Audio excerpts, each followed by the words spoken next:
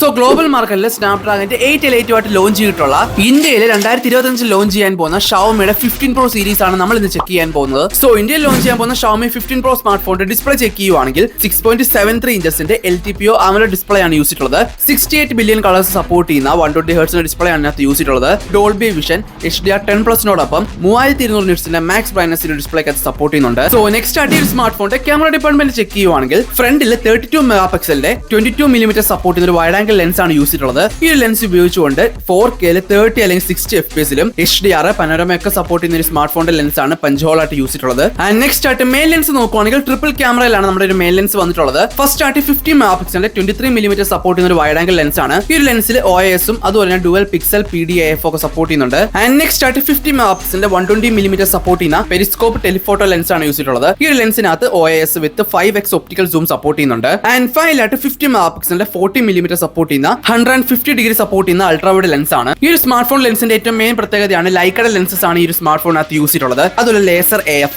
Dual LED dual tone flash, HDR panorama ഒക്കെ support ചെയ്യുന്നുണ്ട്. And അതുപോലെ മെയിൻ ക്യാമറ യൂസ് ചെയ്തുകൊണ്ട് 8K 30 അല്ലെങ്കിൽ 60 FPS HDR വീഡിയോസ് റെക്കോർഡ് ചെയ്യാൻ പറ്റുന്നതാണ്. HDR10+, 10-bit Dolby vision HDR, 10-bit log ഒക്കെ നമുക്ക് ഈ ഒരു സ്മാർട്ട് ഫോൺ യൂസ് ചെയ്തുകൊണ്ട് ഷൂട്ട് ചെയ്യാൻ പറ്റുന്നതാണ്. സോ നെക്സ്റ്റ് ആയിട്ട് ഈ സ്മാർട്ട് ഫോണിന്റെ ഏറ്റവും പവർഫുൾ ആയിട്ടുള്ള കമ്പാർട്ട്മെന്റ് ആണ് ഇതിന്റെ ചിപ്സെറ്റ് എന്ന് പറയുന്നത്. ഈ ഒരു സ്മാർട്ട് ഫോണിനകത്ത് സ്നാപ്ഡ്രാഗന്റെ 888 അതല്ലെങ്കിൽ 8 Gen 4 ആണ് യൂസ് ചെയ്തിട്ടുള്ളത്. അതുപോലെ ഇതൊരു 3 നാനോമീറ്റർ ചിപ്സെറ്റ് ആണ്. Adreno 830 ആണ് GPU ആയിട്ട് യൂസ് ചെയ്തിട്ടുള്ളത്. UFS 4ന്റെ സ്റ്റോറേജ് ടൈപ്പ് ആണ് ഇതിനകത്ത് യൂസ് ചെയ്തിട്ടുള്ളത്. Android 15 വിത്ത് ഹൈപ്പർ OS 2 ആണ് ഇതിനകത്ത് ഇൻക്ലൂഡ് ചെയ്തിട്ടുള്ളത്. ബേസ് വേരിയന്റ് വൈസ് നോക്കുകയാണെങ്കിൽ 12GB 256 മാക്സിമം 16GB 1TB വരെ നമുക്ക് സപ്പോർട്ട് ചെയ്യുന്നുണ്ട്.